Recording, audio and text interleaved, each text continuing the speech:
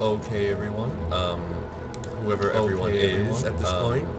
Whoever everyone is at this point. Oh, I'm sorry. I'm gonna. Whoever everyone is at this point. Sorry. Whoever everyone is at this point. Sorry.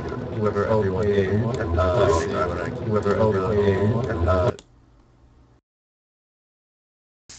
I'm still. I don't hear myself anymore. Still hear myself. Where are you coming from? Where are you coming from? Well, at least I know the audio's alright. I guess that's a plus. Where would that be? Through there.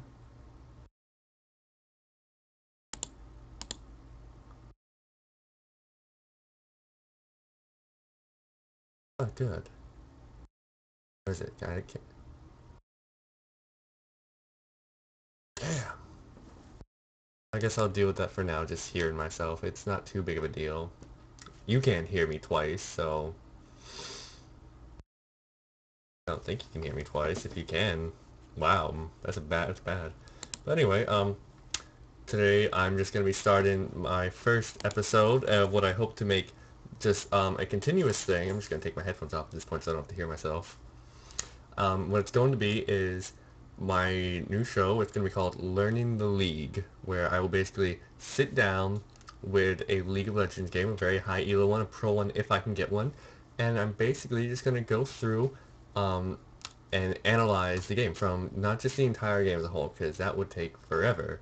And no, I'm gonna day by day, or I hope day by day. I want to make this a daily thing, where I will find a certain position, such as AD carry, support, AP, jungle, or top, any of the five, and I will sit and I will analyze them. I will find a game where they are presented very well or very poorly, and then I will just go from there and I will analyze them. I've found this replay earlier on the week, and I've already identified it as a pretty good one. It's a pretty good game. We're going to look at a game between Cat and Lux. Or those would be the mid casters. Those would be who we're looking at. And that is some terrible aspect ratio. Can I fix that? Can I fix that? I want to fix that. Does that fix it? That definitely doesn't fix it. I do not want to go. There we go. It's back where it's supposed to be. Almost better. Nope, that's not it. Uh, got it. 0. No. How's this? No. Like just to do that though. No, don't go. Don't flip on the y-axis. Bad ideas. Well, for the time being, we're gonna have to deal with a bit poor aspect ratio. That's just the way of it. In the future, I'll stop that. In the future, I will definitely improve that. I'm gonna improve a lot of things as I go. But as for now, this is what we have to deal with. I'm sorry. It is what it is. Anyway, yeah, today we'll be looking at a game. We're featuring a Lux played by Zombie Clown and a Katarina played by Gil. I'll just start the game up now. And I'll put it just a little bit fast just to get it off to a good start. Actually, no, I'll keep it slow down. And first thing before we do anything else, what I'm going to want to do is, well, it's fast. What I'm going to want to do is I'm going to want to look at each of them in turn. I'm going to follow Lux for now if I can. Where is she? Yeah, there she is. I'm just going to follow her right now. Anyway, first of all, what I want to look at before we actually start the game is I want to look at each of the AP casters as themselves, their strengths, their weaknesses as by themselves, and their strengths and weaknesses just in game. Or, well, I mean, I'm sorry, against the current enemy, the current other mid. And with Lux, her advantages definitely come from her very nice range and her ability to clear out creep waves with her, let's see, what is it? Her Lucian Singularity, which throws down her big AoE slow and then does a good amount of damage. Cat, as you can see right there, plus her stun, which really lets her just combo out really hard. We saw her use the stun there on Katarina and did a lot of damage onto Gil.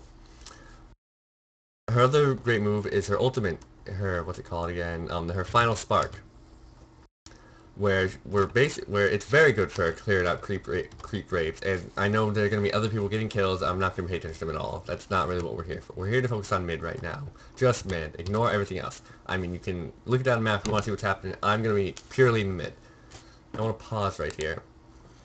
Yes. Lux, she has her final spark, which is very convenient for taking out creep waves. It'll just clear out a big one, especially towards the mid and the late game. It is very useful for just if you're far away, because it basically goes across the entire map. It's a huge range.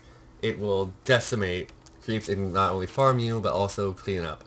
Cat, on the other hand, although she has her own way of clearing out creeps in a quick manner, it's not as potent as Lux is. She has her bouncing blades, which will mark all her enemies, and if she shampoos in onto them, or blink, as probably referred to as more often, then uses her own... Well, actually, hold on, I want her items too. Actually, hones in with her W. That will just clear out a bunch of them, or at least get them low and ready up for another bouncing blade. Bounce blade is a bit of a hard cooldown, but it's not terrible where she can't deal with it. It's just a little setback. And I'm gonna restart. Let's get back to the game now. And advantage-wise, I feel like Lux has a immediate advantage just by being a pure range. Katarina can play range and never see a good combo from both of them, basically showing off what they have to do. Lux has to throw down her stun onto her opponent and then get the Angular Singularity down onto her. That gank was a very well executed one for what I could see, but not really important. I want to pause again. Probably going to be pausing a lot. We see Lux go and B. Cat has also got Mac. They happen to do this a lot during the game. Is they happen to go back at similar times, which is very, very convenient.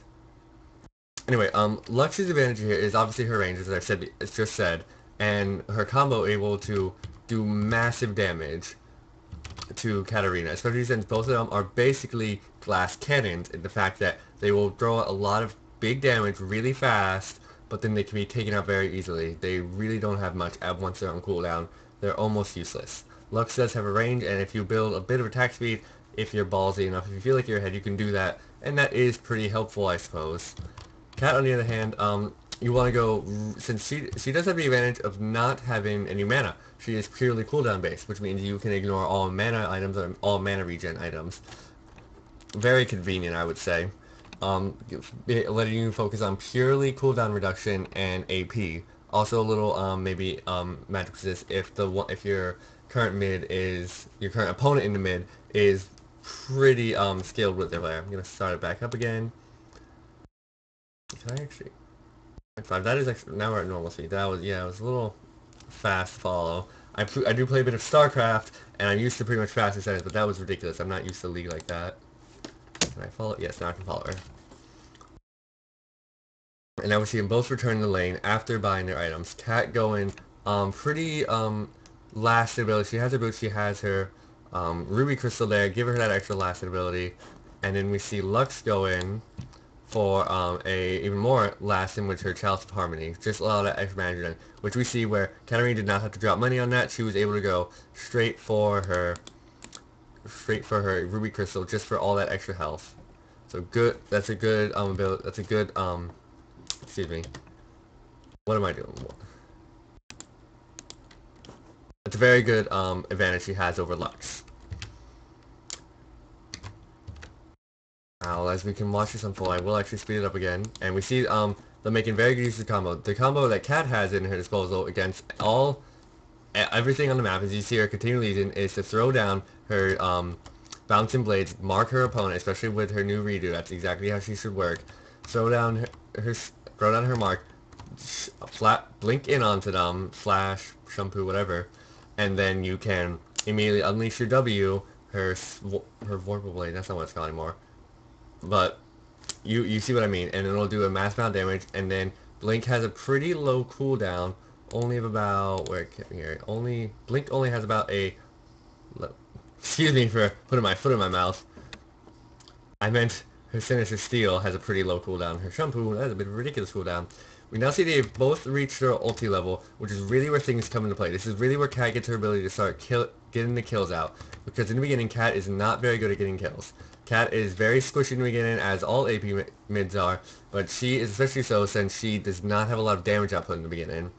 It is all relying on just poking and harassing her opponent just early on, just to keep them from getting too far ahead. All she wants to do is farm until she can get to about level 5, level 6, where she can really start killing things. I want to know what just happened there. As most people should know, is as an AP mid, around the second time your jungle golems with the blue buff spawns, the jungler should be given that to your mid. That is a very good, very solid strategy, and it's it's perfect because then it gives your opponent, your mid, more lasting power, more mana regen in there, also extra ability power. For a hero like Cat, it's not only necessary. You can afford to have your mid take it unless they're like Lee Sin, and they also energy based. Beside the point though, Cat does not benefit from the mana regen, so it's almost most of what that buff is almost wasted. On Lux, it's perfect. It allows her to use her abilities more freely, get her combo down more effectively, more often, and then she doesn't have to worry about mana since she regens it so fast. It's a bit of a sacrifice for the jungler, but it's so worth it in the mid, especially if your jungler knows what they're doing. I'm gonna get back into the game now.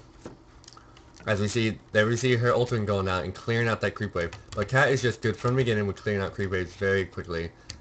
And now, yeah, we see both mids dancing around each other, just trying to harass them, get the kills done. We see them both making very well uses of their pots. That's always important. See Lee Sin now, see he didn't have to give the buff to Cat. She is not in need of it. He can very easily take it and just get a double for him. And now it's just a give and take. It's just whatever that your team decides to do. I always recommend giving it to your mid if it is potent to them, as it would be for Lux. Here we see two jump. Oh, no, I'm sorry, 3. It was 2 on 2, but I will turn to something. Now just keeping watching on the game. There's not much to talk about right here, except more on the characters, the heroes themselves. Cat now with her ulti, as I was saying earlier, is now really gets the ability to kill things. As she can get in there, oh, and there's a nice little blink out of her that really pops her out of that singularity and that ulti, which really could have done a lot of damage to her. Anyway, with her ulti, it allows her to get her immediate burst damage off, and then immediately kill it. We see Lux trying to engage down here on, oh, excuse me, I don't know how to read, that was a Lee Sin getting beat down on, it looked like Lux. I'll never get used to health bars being blue and purple, I'm sorry. That's just something I'm not used to. It's always red and green to me. That's all it will ever be to me. We now take a moment to look at the items of each of them. With Cat, we see her getting her Haunting Guise, which is just pure AP, and her Sorcerer's Boot, which is just standard for any AP mid.